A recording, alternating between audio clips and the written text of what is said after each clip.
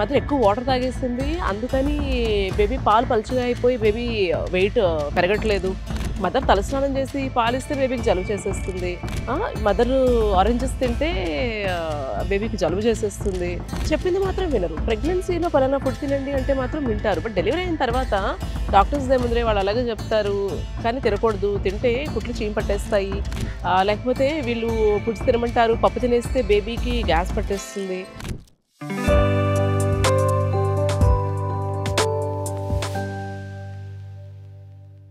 No, please don't. No, don't splash me. I'm making a video. Pongal festival holidays okay, కానీ ఈసారి ఎక్కడికి వెళ్ళలేదు హాలిడేస్కి. Because హాలిడేస్కి వెళ్ళొస్తే తిరిగి వర్క్ చాలా ఎక్కువైపోతుంది ఒక హాఫ్ డే బ్రేక్ తీసుకుంటే. సో ఎక్కడికి వెళ్ళలేదు. సో పూల్ అని 3 రోజుల నుంచి నన్ను తినేస్తుంది అరియా. సో భోగి రోజు ఒక ఎమర్జెన్సీ డెలివరీ అయింది, నిన్న మళ్ళీ ఒక సిజేరియన్ అయింది, అండ్ పేషెంట్స్ దూరం నుంచి వస్తున్నారు. So I couldn't take a break. So వీళ్ళని ఇప్పుడు ఇలా పూల్కి తీసుకొచ్చి నేను ఏం చేస్తున్నాను తెలుసా, ఆన్లైన్ కన్సల్టేషన్స్ ఇచ్చాను ఇప్పటివరకు. ఇప్పుడేమో వీడియో చేద్దాంలే అని చెప్పి వీడియో చేస్తున్నాను.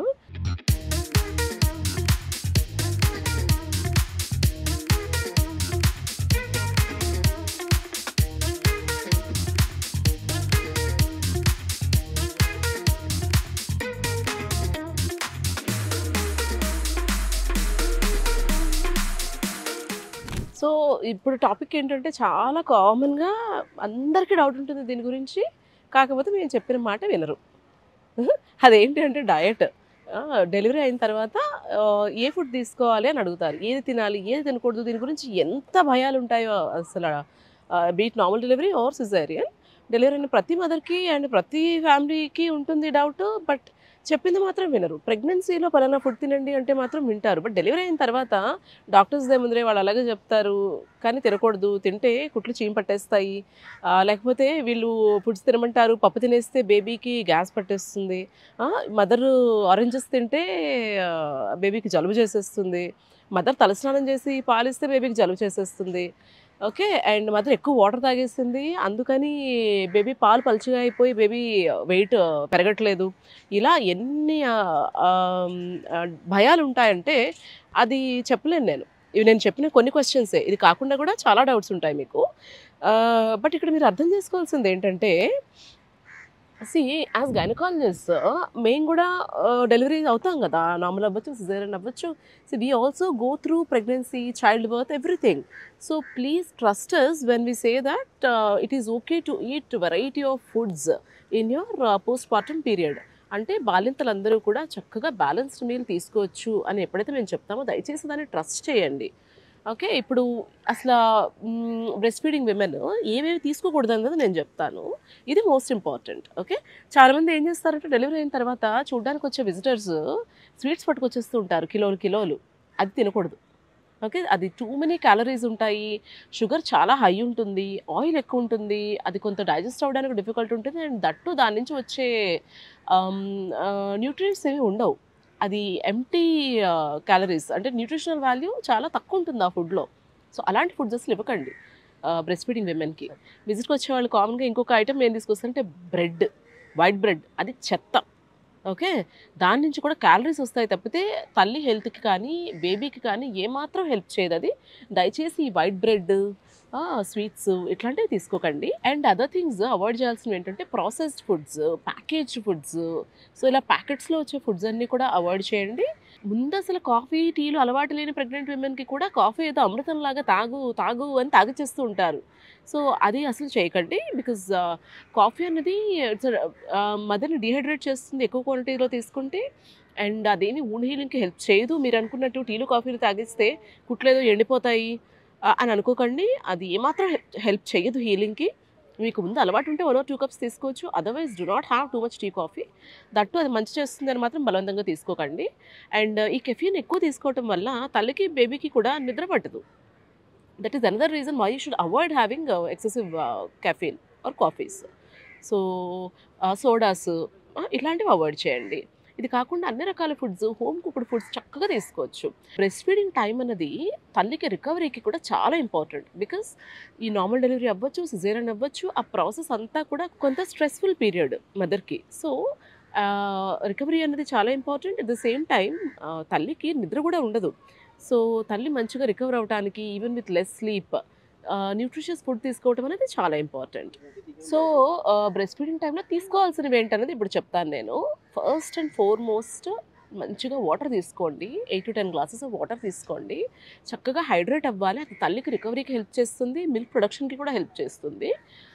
వాటర్ ప్లెయిన్ వాటర్ అవ్వచ్చు, లేదా బార్లీ వాటర్ కానీ, కోకోనట్ వాటర్ కానీ, మజ్జిగ కానీ ఇవన్నీ కూడా మంచిదే. కాల్షియం అనేది కూడా చాలా ఇంపార్టెంట్ మదర్ రికవరీకి. సో, కర్డ్, బటర్ మిల్క్ ఇవన్నీ కూడా తీసుకోవచ్చు. కర్డ్ తినేస్తే జలుబు చేస్తుంది అని కర్డ్ కూడా పెట్టరు చాలామంది. బట్ కర్డ్ అనేది ప్రోబయోటిక్. సో, అది గట్ హెల్త్ ఇంప్రూవ్ చేయడానికి హెల్ప్ చేస్తుంది. ఓకే. గట్ హెల్త్ బాగుంటే మదర్ ఇమ్యూనిటీ కూడా బాగుంటుంది. సో, మదర్‌కి హీల్ అవ్వటానికి కూడా మంచిగా హెల్ప్ చేస్తుంది. సో, చక్కగా వాటర్ ఇవ్వండి అండ్ అదర్ లిక్విడ్స్ నేను మెన్షన్ చేసింది అవి ఇవ్వచ్చు. ఇంకొక మంచి లిక్విడ్ ఏంటంటే వాము, జీలకర్ర వాటర్. ఇది కూడా బ్రెస్ట్ మిల్క్ ఎన్హాన్స్ చేయడానికి హెల్ప్ చేస్తుంది. మదర్ డైజెషన్‌కి కూడా హెల్ప్ చేస్తుంది. So, this is one thing. And small frequent meals ఇవ్వండి. ప్రెగ్నెన్సీలో ఎట్లా అయితే స్మాల్ ఫ్రీక్వెంట్ మీల్స్ తీసుకుంటామో బ్రెస్ట్ ఫీడింగ్ టైమ్‌లో కూడా స్మాల్ ఫ్రీక్వెంట్ మీల్స్ ఇంపార్టెంట్. కొంచెం కొంచెం ఫుడ్ ఫ్రీక్వెంట్‌గా తీసుకోండి. ఫ్రూట్స్, వెజిటబుల్స్ చాలా మీ ఫుడ్‌లో ఉండేలాగా చూసుకోండి. సిట్రస్ ఫ్రూట్స్ కూడా తీసుకోవచ్చు. Vitamin C rich foods. Oranges తీసుకుంటే జలుబు చేస్తుంది బేబీకి అని ఏమీ ఉండదు.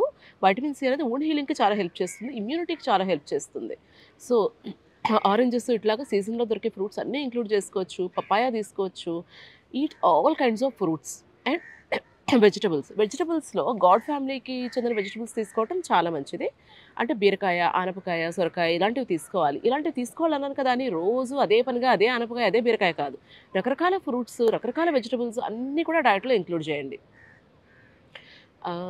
ఈ ఫైబర్ ఎక్కువ ఉండటం వల్ల మోషన్ ఫ్రీగా అవుతుంది. కాన్‌స్టిపేషన్ ప్రాబ్లమ్ లేకుండా అవుతుంది. And milk. బ్రెస్ట్ ఫీడింగ్ టైమ్‌లో కాల్షియం రిక్వైర్మెంట్ అనేది ప్రెగ్నెన్సీ కంటే కూడా ఎక్కువ ఉంటుంది. So, every day 2 glasses of milk తీసుకోవాలి. అది కాకుండా కూడా కర్డ్ అవి తీసుకోవాలి. అండ్ మిల్క్ ప్రొడక్షన్ ఎన్హాన్స్ చేయటానికి డ్రమ్ స్టిక్స్ తీసుకోవచ్చు, పపాయ తీసుకోవచ్చు, గార్లిక్ తీసుకోవచ్చు, మేథీ సీడ్స్ ఆర్ మేథీ పొడి తీసుకోవచ్చు. సో, ఇవన్నీ కూడా ఇంక్లూడ్ చేసుకోండి. అంటే నేనిప్పుడు ఏవైతే ఐటెమ్స్ చెప్పానో అవన్నీ ఇంక్లూడ్ చేసుకొని ఒక బ్యాలెన్స్డ్ మీల్ తీసుకోండి. మామూలుగా ఏం చేస్తారంటే 2 bread slices, coffee for breakfast. మధ్యాహ్నం ఏదో పొడన్నం పెడతారు. మళ్ళీ నైట్ మళ్ళీ ఒక 2 బ్రెడ్ స్లైసెస్, కాఫీ ఇస్తారు. ఇది మాత్రం అబ్సల్యూట్‌లీ రాంగ్. ఓకే. ఈచ్ మీల్‌లో ఫైబర్ ఉండాలి. అంటే లాట్స్ ఆఫ్ వెజిటబుల్స్ ఉండాలి. ఈచ్ మీల్‌లో ప్రోటీన్ ఉండాలి. ఓకే. ప్రోటీన్ అంటే ఏంటి? మన పప్పులు, పప్పుధాన్యాలు అన్నీ కూడా ప్రోటీనే. సో, ప్రోటీన్ ఎక్కువ తీసుకోవటం వల్ల అడ్వాంటేజ్ ఏంటి? వూండ్ హీలింగ్‌కి హెల్ప్ చేస్తుంది. తల్లి రికవరీ అవ్వడానికి హెల్ప్ చేస్తుంది. బ్రెస్ట్ మిల్క్ మంచిగా ప్రొడ్యూస్ అవ్వడానికి కూడా ప్రోటీన్ హెల్ప్ చేస్తుంది. మీరన్నట్టు పప్పు తినేస్తే ఏమి గ్యాస్ వచ్చేయదు. అండ్ ఆ పప్పు పైన తేట నీళ్లు తాగండి అలా అంటారు. Don't do thought. చక్కగా ప్రెగ్నెన్సీలో ఎట్లా ఇచ్చారో మంచిగా పప్పు అన్నీ పెట్టండి. బ్రెస్ట్ ఫీడింగ్ టైమ్‌లో కూడాను. ఒకవేళ డైజెస్ట్ అవ్వదు పప్పు అనుకుంటే గనక ఒక గ్లాస్ ఆఫ్ బటర్ మిల్క్ మీరు యాడ్ చేసుకోవచ్చు. పనీర్ తీసుకోవచ్చు, రాజ్మా తీసుకోవచ్చు, నాన్ వెజిటేరియన్ అయితే నాన్ వెజ్ తీసుకోవచ్చు, ఎగ్ తీసుకోవచ్చు.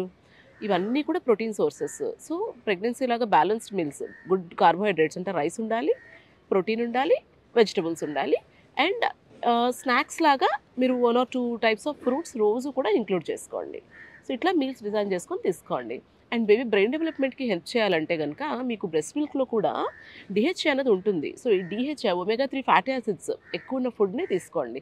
ఒమేగా 3 ఫ్యాటీ యాసిడ్స్ దేంట్లో ఎక్కువ ఉంటాయి? వాల్‌నట్స్ తీసుకోవచ్చు, ఫ్లాక్స్ సీడ్స్ తీసుకోవచ్చు. అలాగే ఫ్యాటీ ఫిష్ అన్నిట్లో కూడా ఒమేగా 3 ఫ్యాటీ యాసిడ్స్ ఉంటాయి. ఇది కాకుండా కావాలంటే ఒమేగా 3 సప్లిమెంట్స్ కూడా తీసుకోవచ్చు మీరు. So, please have balanced meals. అప్పుడే రికవరీకి బాగుంటుంది. బ్రెస్ట్ మిల్క్ క్వాలిటీ ఇంప్రూవ్ అవుతుంది.